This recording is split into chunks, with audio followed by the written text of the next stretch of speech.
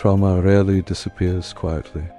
It lingers, inside memories, inside nightmares, inside silence.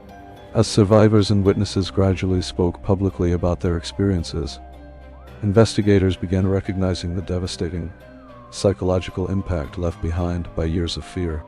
Several individuals displayed symptoms associated with prolonged emotional trauma: anxiety, paranoia, emotional detachment, difficulty separating memory from fear.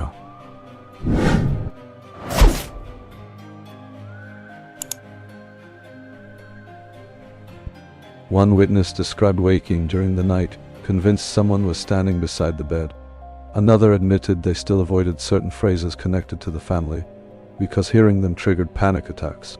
Psychologists later suggested the environment may have created a constant state of psychological terror within the household. Over time, victims stop reacting normally. Fear becomes permanent, and eventually survival itself depends on emotional numbness.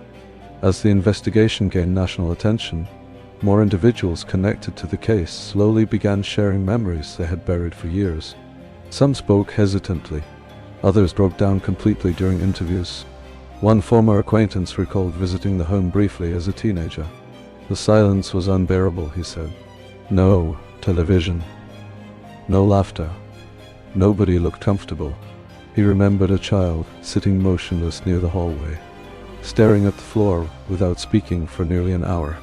Another witness described hearing whispers during family gatherings, not ordinary conversations.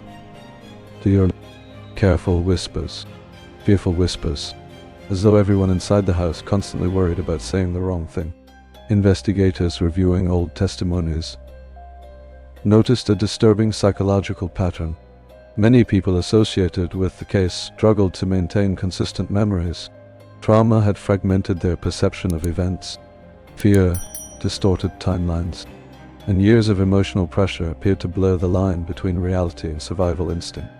One trauma specialist explained that prolonged exposure to psychological domination can create an environment where victims begin doubting their own experiences. Eventually, silence becomes easier than resistance, and silence spreads. Perhaps the most disturbing realization came from former neighbors. Many suspected something was wrong for years, but nobody intervened. Not because they didn't care, because they were afraid of conflict, of consequences, afraid of what they might discover. And in that silence, the darkness continued growing. Late during production of this documentary, our crew interviewed an elderly villager who had refused every previous request for comment. At first, he remained silent for several minutes, staring toward the abandoned road leading to the old property. Then he finally spoke. "You think fear ends when people leave," he whispered. "It doesn't." The wind moved softly through the trees behind him. Fear stays in places. For several seconds, nobody inside the interview room moved. Then the old man looked directly into the camera. "And sometimes," he said quietly, "it waits."